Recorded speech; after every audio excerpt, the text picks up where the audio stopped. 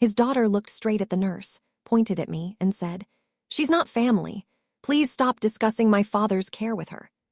20 minutes later, I was asked to wait outside a care planning conversation while the hospital verified who was actually authorized to speak for Graham. I stood in that hallway holding his watch, his wallet, and the shoes I had taken off his feet in the emergency room.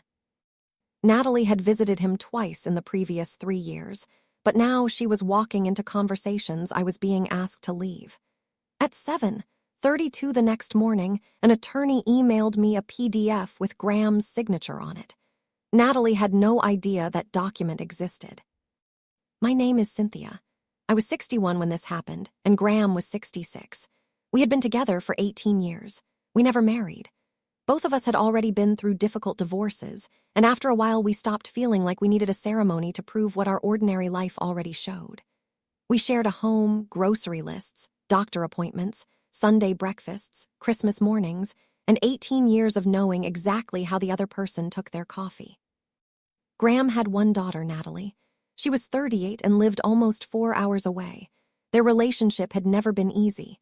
They would get close, stop speaking, then try again.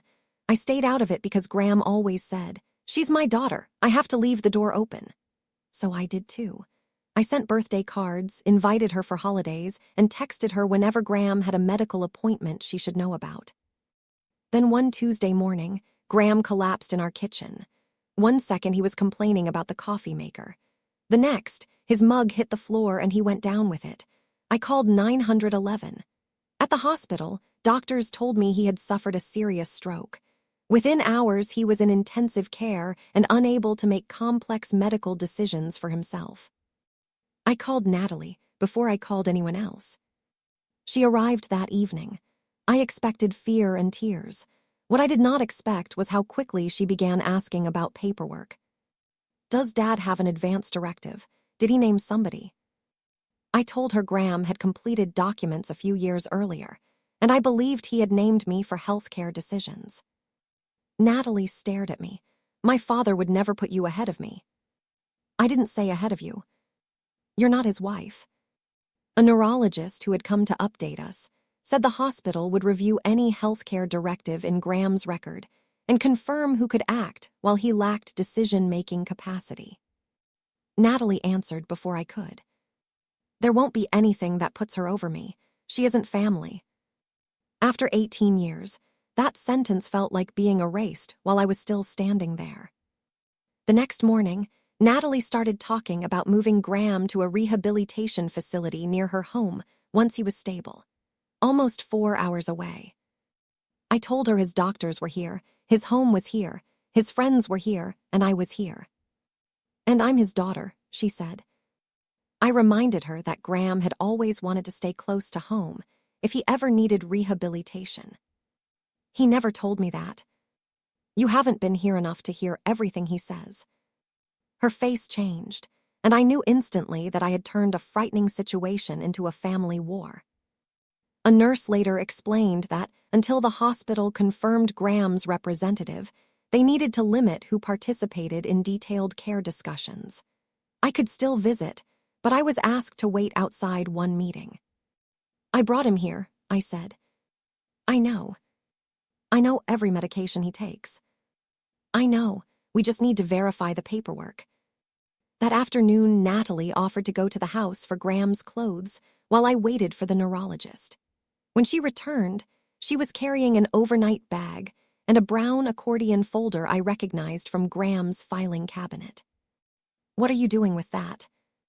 "Making sure Dad's things are protected." "Those are private documents." "They're my father's documents. They were in our home." Natalie looked at me. His home.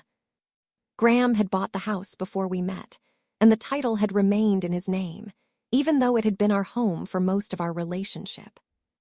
When I finally got back that night, his filing cabinet was open and several folders had been moved.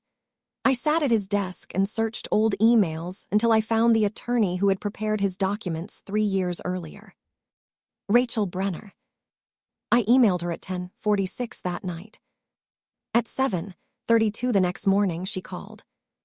"Cynthia, Graham signed an advance healthcare directive with this office 3 years ago." Who did he name? You. I closed my eyes. Then she added, Natalie is the alternate. That mattered. Graham had not rejected his daughter. He had simply chosen the person who shared his daily life to speak first if he could not speak for himself. Rachel sent the directive directly to the hospital. When I arrived, a social worker named Monica asked Natalie and me to sit down. A printed copy was already on the table. Natalie saw Graham's signature before she sat. Monica explained that the hospital had reviewed the document, and that, while it was in effect and Graham lacked capacity for the decisions involved, I was the healthcare agent Graham had named. This makes no sense, Natalie said. It is what your father signed. Then Natalie looked at me and said, he signed it because she pressured him. I felt something inside me go cold. She accused me of making myself indispensable, of controlling Graham's appointments and household, of slowly pushing her out. Then she finally asked the question that explained why she had searched his filing cabinet. If he dies, what happens to the house? I stared at her. Your father is alive. I know that. Then, why are you already asking what happens when he dies? Natalie said she wanted the hospital to review the directive again and that she would challenge it if necessary. Monica told her she was free to get legal advice, but the hospital would follow the verified directive unless there was a lawful reason not to. 2 days later, Graham began waking up. On the 4th morning, he could recognize people and answer simple questions, although his doctors did not yet believe he could weigh every complex decision. The neurologist asked who I was. Graham turned toward me. Sin. Then the doctor asked, Is Cynthia your partner? Graham nodded. Natalie stepped closer. Dad, do you want me handling things? I'm here now. Graham struggled to lift his left hand. For a moment, I thought he was reaching for her. Instead, he pointed at me. Sin knows. Natalie looked as if the air had left the room.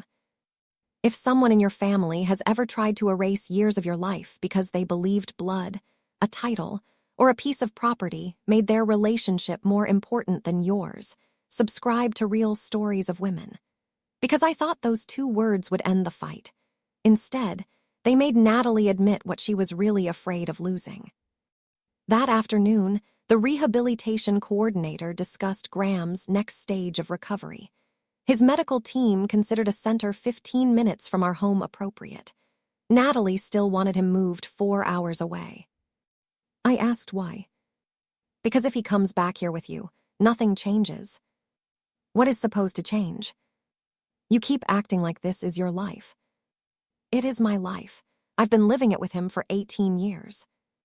Her eyes filled with tears. He was supposed to leave me something. There it was. Natalie admitted she had taken the folder because she was looking for Graham's will. She was afraid that if he came home with me, I would persuade him to change whatever he had planned for her. I have never asked Graham to leave me anything. You don't have to, she said. You're already here. For the first time, I understood that Natalie did not just see me as her father's partner. She saw me as competition. Graham spent 17 days in the hospital and another 31 in rehabilitation. Once he recovered enough to understand the choices and risks himself, the decision was his. He chose the facility near our home. About 6 weeks after he returned home, walking short distances with a cane, he asked me to call Rachel. I told him he did not need to change anything because of what happened. I know, he said. He met with her privately. Afterward, Graham told me I would remain his first healthcare agent, but Natalie would no longer be the alternate. He named a longtime friend instead. He did not disinherit her or change his finances to punish her. He changed the one responsibility the hospital experience had shown him he could no longer trust her to handle. A few days later, Natalie came to visit. She looked at me and said, Are you happy now? You got the doctors, you got the rehab center, you got Dad back here, you won. Graham put down his fork. Cynthia did not win. Natalie looked at him. You lost. Her eyes filled. Graham shook his head. Not house, not money. He touched his chest. Trust. Nobody spoke. Natalie finally said, I was scared. Graham nodded. So was she. I thought I was protecting you. From Cynthia. Natalie did not answer. Then Graham looked at her and said the sentence I still remember most clearly. She is family because I chose her as family.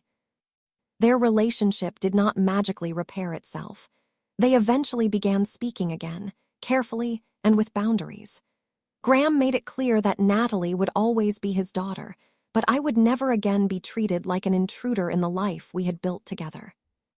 Months later, Natalie asked him why he had named me as his healthcare agent in the first place. His answer was simple.